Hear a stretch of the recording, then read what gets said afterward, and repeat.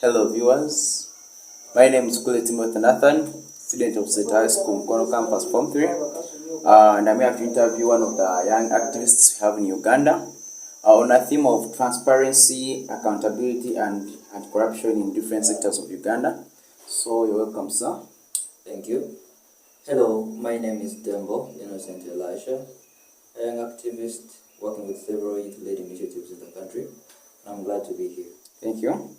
So as I told you before, our themes on transparency, accountability, and anti-corruption in different sectors in Uganda.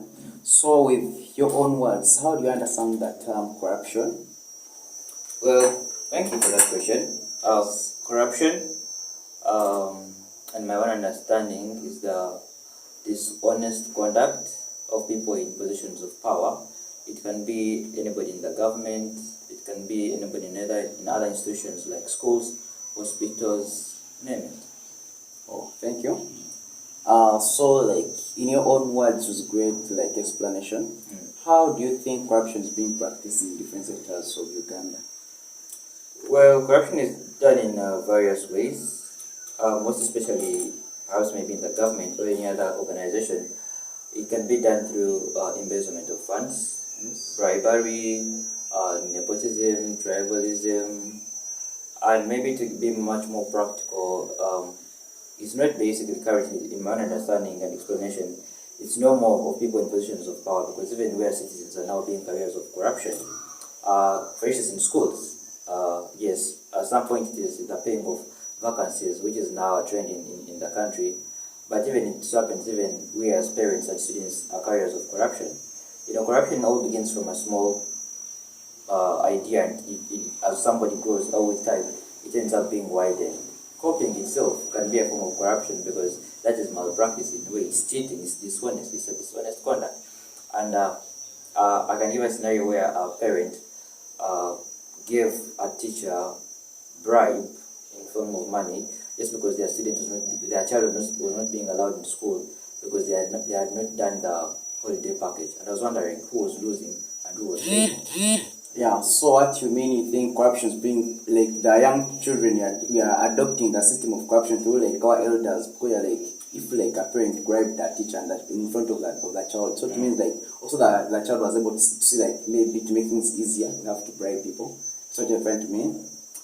Well, to hit more light on that, I think every time when people talk about the solutions of corruption within the country, in all kinds of lives or parts of the country, whether in the government, in schools, in hospitals, because jobs are still medicines and all that, I think most people will say it's all about integrity, because the rate at which corruption is being spread, it is no more a job for only the government to do.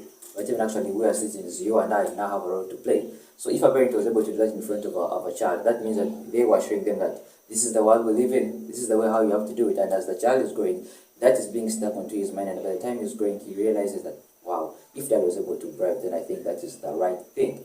So integrity, I think, is a solution. And I think if we're not wise enough to always master everything we do in front of the children, in front of everyone around us, or the environment in an entire specification, we really need to look out for that.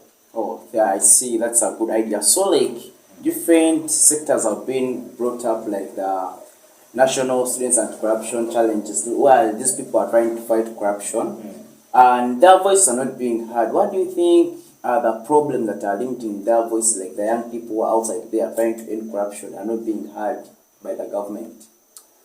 Well, as I said earlier on, fighting corruption is no more the government's role only. And the government is trying to play its part. Here we are on such a program that is always organized by the government, and young people are being given an opportunity to air out their ideas on how corruption can be brought to an end. And this is a very nice initiative. However, I believe that the government is trying to do the little bit it can. And I know people always have this whole ideology that it is always the government to end everything. But then the question is, the government is trying what it is doing, but the question still is, what makes up a government and what makes up a country?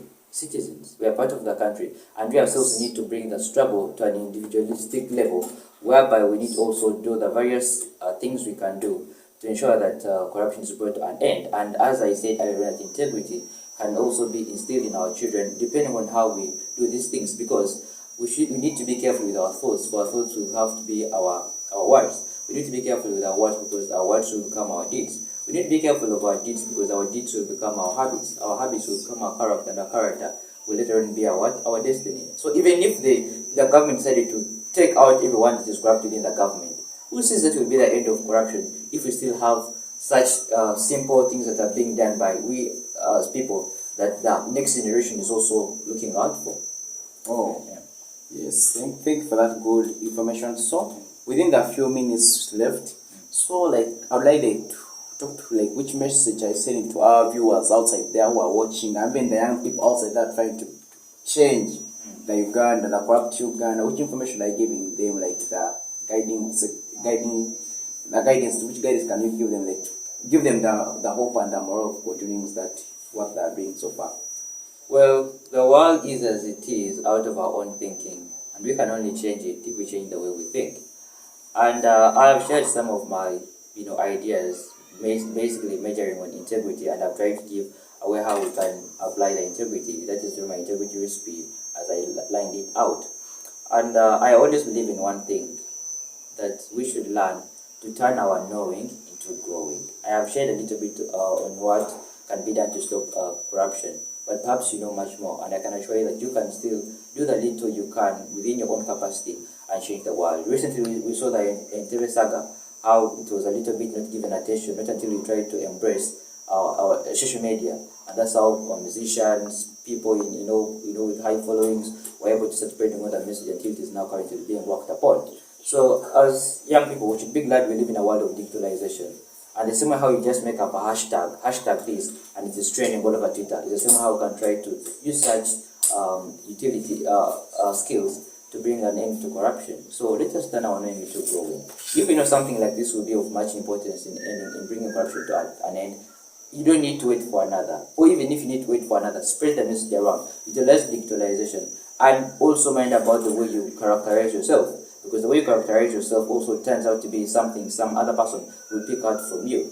We have people who look up to us, and also need to ensure that what they look up from us is something that is worth noticeable, and is something that is adding great value to them, and not giving them the whole concept that to survive in Uganda, you need to be corrupt. So let's look out for this, and let us ensure that we bring the whole struggle of anti-corruption to an individual level, because Uganda is all made up of you and I. Uganda is made up of you who's watching this video, and you can be the change you'd love to see in Uganda today.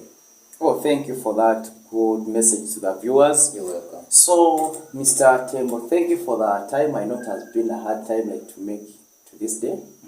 Yeah, and all the viewers, thank you for listening. My name is Kule Timothy, a member of National Student Anti-Corruption Challenges. Stay blessed.